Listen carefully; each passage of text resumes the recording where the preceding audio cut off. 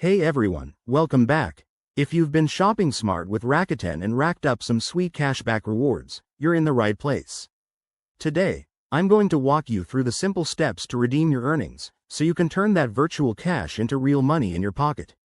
Rakuten is an awesome platform that gives you cash back on everyday online purchases, and redeeming it is easier than you think.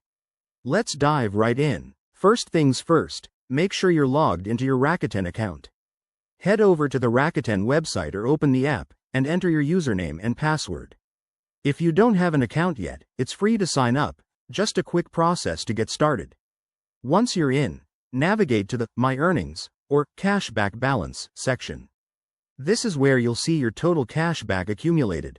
Double check that you meet the minimum redemption amount, which is typically around $5 or $10 depending on your location.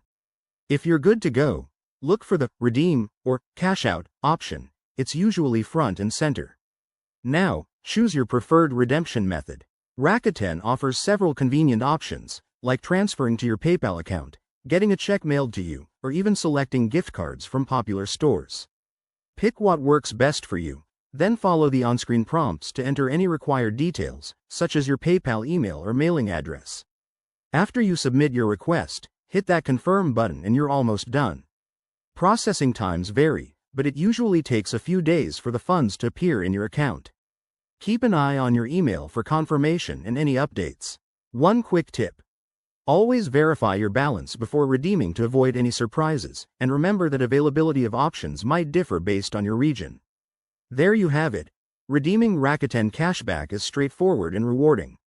If this video helped you out, give it a thumbs up, subscribe for more tips on saving money, and let me know in the comments if you have any questions. Thanks for watching, and happy redeeming.